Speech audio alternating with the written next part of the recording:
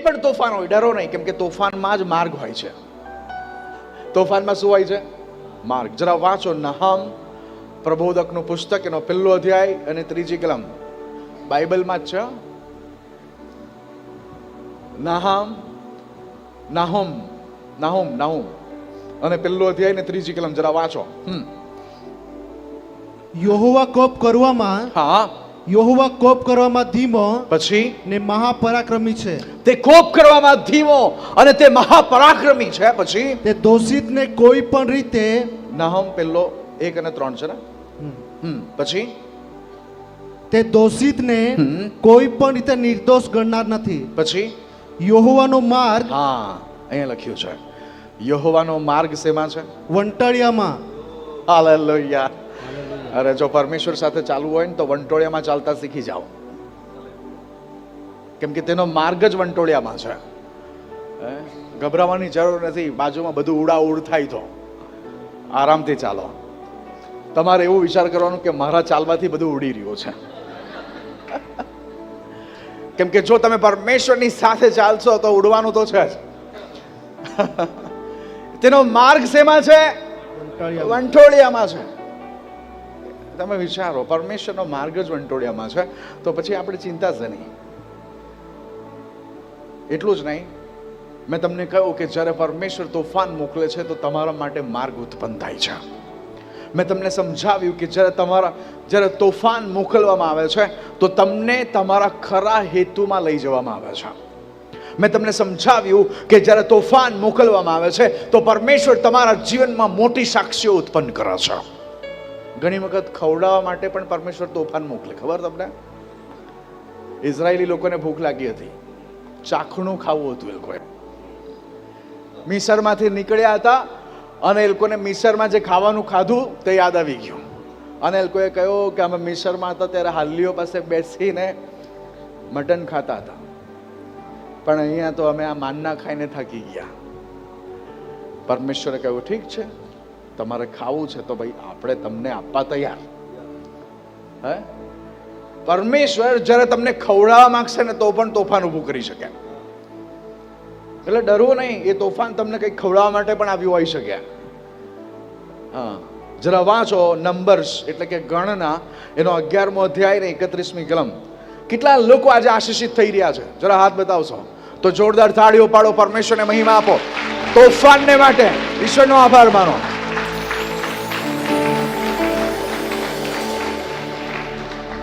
વાંચો શું લખ્યું છે અહીંયા. ગણના એનો 11મો અધ્યાય ને 31મી કલમ ને. અને યહોવાની પાસેથી પવન નીકળ્યો. તોફાનનું ઉદ્ભવ સ્થાન જ પરમેશ્વર પાસેથી છે. હવે એ મારા પિતા હોય તો પછી હવે મને તોફાનનો ડર નહીં લાગે. સમજી રહ્યા છો? જો વંટોળિયામાં તેમનો માર્ગ હોય તો પછી મને હવે વાંધો નથી, કેમ કે મને સત્ય ખબર પડી ગઈ છે કે જો પરમેશ્વરની સાથે ચાલીશું તો તોફાનમાંથી જ ચાલવાનું છે, વંટોળિયામાંથી જ ચાલવાનું છે. હું નાનો હતો ત્યારે મને આનંદ થતો, વંટોળિયું આવતું ત્યારે વચ્ચે પહોંચી જતો દોડતો દોડતો. ખબર પેલું ગોળ ગોળ ફરાય, આપણા ગામડાઓમાં પહેલાં વધારે જોવા મળતું, અત્યારે મને નથી જોવા મળ્યું. તમે જોયું કોઈએ અત્યારે રિસેન્ટલી એવું તોફાન, પેલું ગોળ ગોળ બમરો ફરે? અત્યારે નથી ને, પહેલાં થતું હતું, પહેલાં જોવા મળતું હતું અને દોડીનું વચ્ચે પહોંચી જતો હતો, મને મજા આવતી. પણ સાંભળો અહીંયા શું લખ્યું છે, જરા વાંચો. હા, ગણના એનો 11મો અધ્યાય ને 31મી કલમ ને. અને યહોવાની પાસેથી પવન નીકળ્યો. પરમેશ્વર યહોવા પાસેથી તોફાન હવા નીકળી અને પછી શું થયું? ને તે સમુદ્ર તરફથી લાવરીઓને ઘસડી લાવ્યો. એ તોફાન કેમ આવ્યું ખબર છે? લાવરીઓને ઘસડી લાવવા માટે. કેમ કે કોઈકને મટન ખાવું હતું એટલે પરમેશ્વરે તોફાન મોકલ્યો. લાવરીઓ બિચારી ઉડી રહી હતી ફલાણી દિશામાં અને તોફાન આવ્યું, એ લોકોને બધાને લઈ ગઈ જ્યાં યહૂદી લોકો હતા ત્યાં. અને એવો તોફાન હતો કે બિચારી લાવડીઓ નીચેથી જ ઉડે, એટલે ડાયરેક્ટ પકડી જ લેવાનું તમારે. આમ કોઈ મહેનત નહીં. એક મરઘો પકડો હોય ને તો વજન 10 કિલો ઓછું થઈ જાય. પણ આ લોકોને લાવરીઓ પકડવા માટે કોઈ મહેનત નહીં લાગી. જરા વાંચો શું લખ્યું છે તે. તોફાન આવ્યું અને એ લાવરીઓને ઉડાવી લાવ્યું. પછી શું થયું? ને છાવણીની પાસે હા.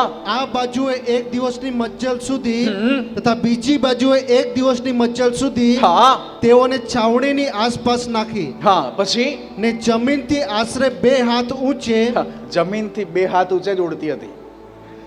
વધારે કેમ કે પવન જ એટલો, તોફાન એવું કે એ લોકો વધારે ઊંચે ઉડી શકે નહીં.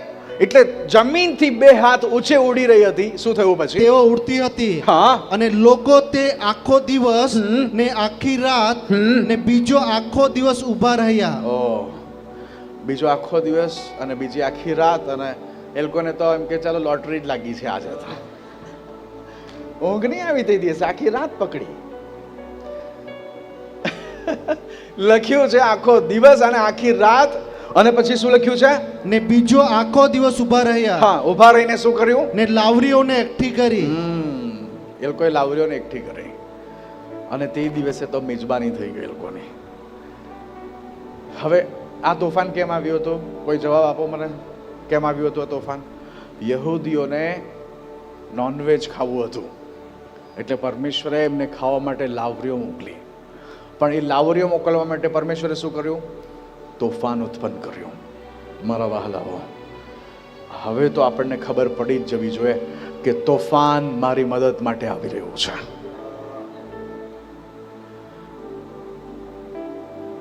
હવે આપણે ગૂંચવાવા નહીં જોઈએ. હવે જો મારા જીવનમાં સંકટ આવે, મારા જીવનમાં વિપત્તિ આવે, મારા જીવનમાં તકલીફ આવે, મારા જીવનમાં તોફાન આવે, હું એમાંથી મોટી મદદ મેળવીશ. હું એમાંથી મોટો મહિમા મેળવીશ. હાલેલુયા. સાંભળો, આપણે આ બાબતને સમજવી જરૂરી છે. અને એનું કારણ એ છે કે જો આપણે નથી સમજતા તો શેતાન ફાવી જાય છે. વાલાઓ, તમારા જીવનની અંદર એ બધી જ બાબતોને પરમેશ્વર એટલા માટે થવા દે છે કેમ કે તે તમને પ્રેમ કરે છે. બધા બોલો આમેન. વિચારો, વાંચો યશાયા એનો 42મો અધ્યાય અને એની 43મો અધ્યાય અને એની બીજી અને ત્રીજી કલમને. યશાયા એનો 43મો અધ્યાય બીજી અને ત્રીજી કલમને. તું પાણીઓમાં થઈને જઈશ, હા, ત્યારે હું તારી સાથે હોઈશ. બધા બોલો આમેન. એટલે પાણીઓમાં થઈને તો જવું જ પડશે એનો મતલબ એ પાકું છે. આપણે કહે છે પ્રભુ જવું જ નથી પાણીમાં, નહીં ચાલે ભાઈ, નહીં ચાલે. જો તમે પરમેશ્વરના સંતાન છો તો તમારે પાણીઓમાં થઈને જવું જ પડશે. There is no shortcut, no overbridge, no bypass. ભૂલી જાવ એ બધું અને પરમેશ્વરને સહકાર આપો. જો તે કહે પાણીઓમાં ચાલ, ચાલવા માંડો. કેમ ખબર? પરમેશ્વર એમ કહે છે કે જો તું પાણીઓમાં થઈને જશે, હું તારી સાથે છું. હાલેલુયા. પછી શું કહે છે આગળ? તું નદીઓમાં થઈને જઈશ, હા, ત્યારે તેઓ તને ડૂબાડશે નહીં. બધા બોલો આમેન. પરમેશ્વરે દુનિયાની બધી નદીઓને કહી દીધું છે પાસ્ટર શહેરો ના આવે તો ડૂબાડવાનું નથી તમારે.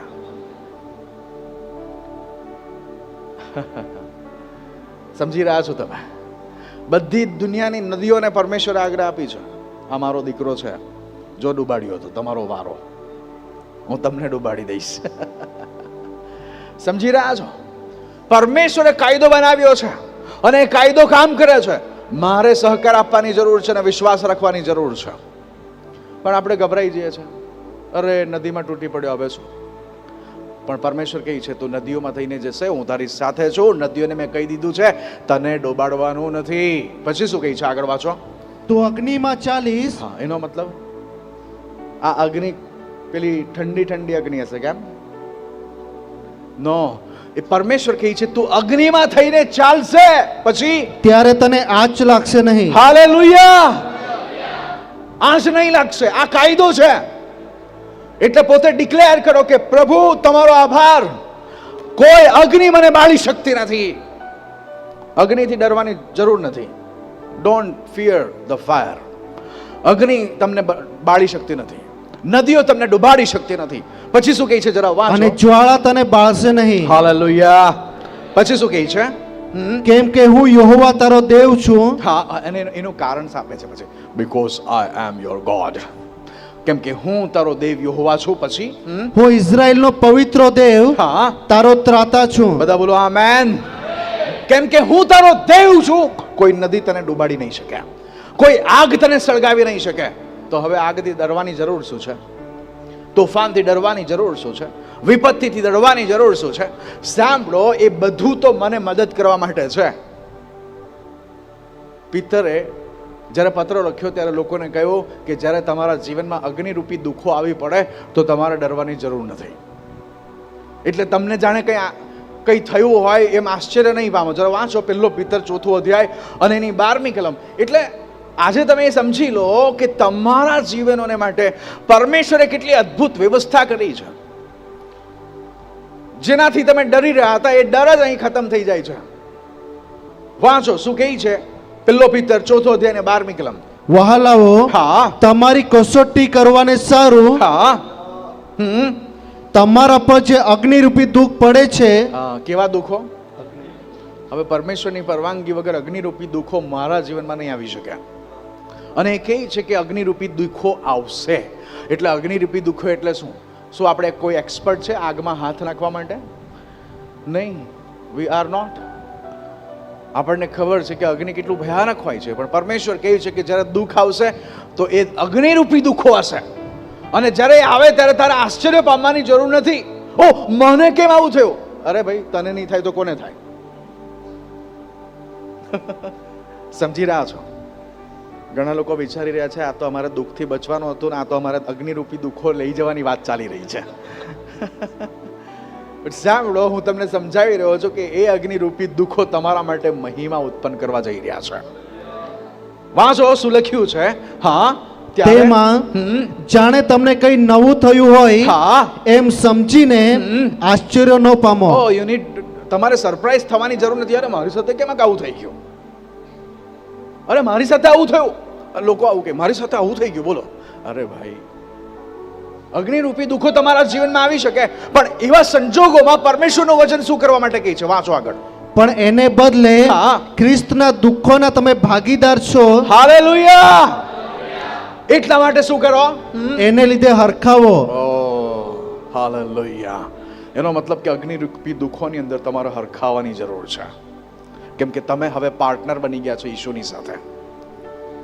અને તમને એ યોગ્ય ગણવામાં આવ્યા છે કે તમે તેના પાર્ટનર બનીને એ દુઃખોને તમે સહન કરો અને તેના પછી જે મહિમા ઉત્પન્ન થાય છે તેને તમે જુઓ. પાઉલ તો સલાહ આપે છે કે તમારે સહન કરવું. શેને? દુઃખને. જરા વાંચો 2 તિમોથી 4થો અધ્યાય અને 5મી કલમ. 2 તિમોથી 4થો અધ્યાય અને એની 5મી કલમ.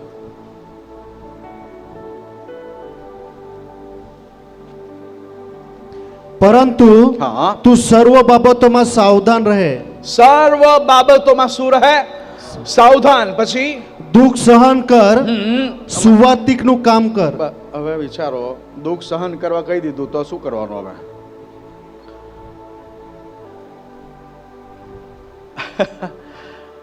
પાઉલે તિમોથીને કહી દીધું શું સહન કર? દુઃખ સહન કર. અરે યાર, અમારે તો છૂટકો જોઈતો હતો અને તમે તો અમને સહન કરવાનું કહો છો. પણ સાંભળો, કેમ? એનું પરિણામ છે, એટલું ઊંચું પરિણામ છે કે તમે તેને સમજતા નથી. જરા વાંચો પહેલો પિતર 1 અધ્યાય 6 અને 7. કેમ કે તમને પરમેશ્વર મહિમા આપવા માંગે છે. બધા બોલો આમેન. હાલેલુયા. જ્યાં સુધી તમે એ પરિસ્થિતિઓની અંદર પરમેશ્વરને સહકાર નથી આપતા ત્યાં સુધી તેના જે આશીર્વાદો પરમેશ્વર તમારા જીવનમાં લાવવા માંગે છે તે તમને મળી શકતા નથી. અને આપણને જરાક કંઈક નાનું કંઈ થયું નથી ને આપણે ઉઠીને બેસી જઈએ છીએ કે પ્રભુ તમે શું ધ્યાન રાખ્યું? તમે શું ધ્યાન રાખ્યું પ્રભુ? હું તો દર રવિવારે ચર્ચમાં જતો હતો, ઉપવાસ બી કરતો હતો, પ્રાર્થના બી કરતો હતો, દાન બી આપતો હતો, દશાંશ બી આપતો હતો, અલગથી પાસ્ટરના ગજવામાં થોડાક મૂકી આપતો હતો, અને તમે પ્રભુ મારું ધ્યાન નથી રાખતા.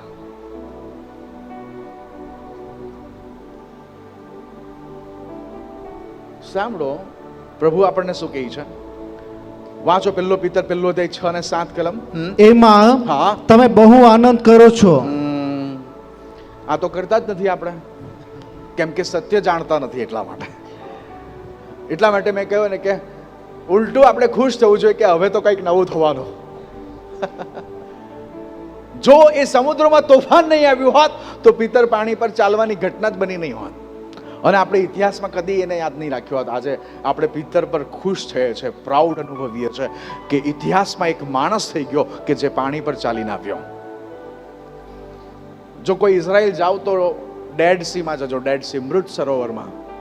હું ગયો છું ત્યાં, અને મને એ અનુભવ બહુ અલૌકિક લાગ્યો, બહુ જ મજા આવી કે તમે પાણી પર ઊંઘી શકો.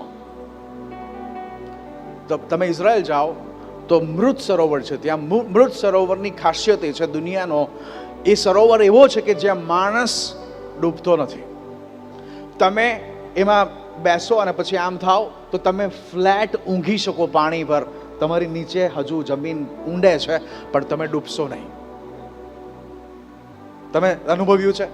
મજા આવી? આ બહુ જ અનમોલ અનુભવ છે. એકદમ વિચિત્ર લાગે કે આ કેવું કહેવાય, પણ સાંભળો, પરમેશ્વર એમ કહે છે કે પાણીઓ તમને ડૂબાડશે નહીં. અને તમે અહીંયા જુઓ છો કે એમાં તમે બહુ આનંદ કરો છો. પછી શું કહે છે? વાંચો જરા.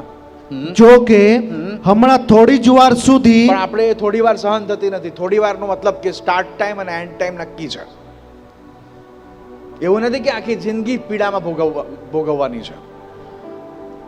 લાજરસ તો એના માટે પણ તૈયાર હતો, એને આખી જિંદગી જ ખતમ થઈ ગઈ નહીં. છેલ્લા શ્વાસ સુધી પણ એના જે સંબંધીઓ છે તે એની પાસે નહીં આવ્યા. એના ફોડા સાજા નહીં થયા, બીમારીમાંથી સાજો નહીં થયો, એમ જ મરી ગયો. અને કદાચ તે વખતની મ્યુનિસિપાલિટીએ તેની દફનવિધિ કરી હશે કે ભાઈ આ બિનવારસી લાશ છે, બરાબર છે, એની વ્યવસ્થા કરો. એને દફનાવાળું બી કોઈ નહીં હતું, પણ કોઈને ખબર નહીં હતી કે દૂતો આવીને તેના આત્માને ઇબ્રાહિમ બાપની ગોદમાં લઈ ગયા હતા. હાલેલુયા. હા, હવે સફળ કોણ કહેવાય? આ માણસ એટલા માટે સફળ હતો કેમ કે તે દુઃખો સહન કરવા તૈયાર હતો, પણ પ્રભુનો ત્યાગ કરવા તૈયાર નહીં હતો. એ માણસ જાણતો હતો કે આ દુઃખો ક્ષણભર માટે છે. પૃથ્વી પરનું જીવન કરોડો કરોડો વર્ષની સામે શું છે? કશું જ નથી. આખી જિંદગી પણ દુઃખ ભોગવવું પડે ને તો કરોડો કરોડો વર્ષનો અનંતકાળની જીવનની સામે તે કંઈ જ નથી. એ વસ્તુ યાદ રાખો. એટલે અહીંયા લખ્યું છે કે થોડી વાર સુધી અગત્યના કારણથી, જો એની પાછળ કારણ છે, અગત્યનું કારણ, પર્પસ છે. પરમેશ્વર જો તમને આગમાંથી ચલાવે છે તો તેની પાછળ હેતુ છે. પછી શું કહે છે? વાંચો જરા. અગત્યના કારણથી, નાના પ્રકારના પરીક્ષણ થયાથી તમે દુઃખી થયા છો. તમે દુઃખી થઈ ગયા. પછી જેથી તમારા વિશ્વાસની પરીક્ષા, પછી જે અગ્નિથી પરખાયેલા નાશવંત સોના કરતા બહુ મૂલ્યવાન છે, તે ઈસુ ખ્રિસ્તના પ્રગટ થવાની વેળાએ સ્તુતિ, માન તથા મહિમા યોગ્ય થાય. બધા બોલો આમેન. હાલેલુયા. હવે જ્યારે પ્રભુ ઈસુ પ્રગટ થાય ત્યારે કંઈક તો સ્તુતિ, માન, મહિમા યોગ્ય હોવું જોઈએ કે નહીં? પણ આપણે કશે જ સહકાર નહીં આપ્યો હોય તો પછી શું ઉત્પન્ન થાય? કશું ઉત્પન્ન નહીં થાય. એટલા માટે મારા વહાલાઓ, આજે તમે એ બાબતને સમજી ગયા છો કે તોફાનો, સંકટો, વિપત્તિઓ, આપદાઓના બધાનો હેતુ ભેગો થઈને તમને મદદ કરવાનો છે. યુસુફને માર પડ્યો, અદેખાઈ થઈ, વેચી દીધો. વેચ્યો તો ક્યાં ગયો? મિસરમાં ગયો. કેમ કે ત્યાંનો પ્રધાનમંત્રી બનવાનો હતો. એ લોકોએ વિચાર્યું નહીં હતું, પણ પરમેશ્વર હકીકતમાં ગુલામના કપડામાં યુસુફને સુરક્ષા પ્રદાન કરી રહ્યા હતા.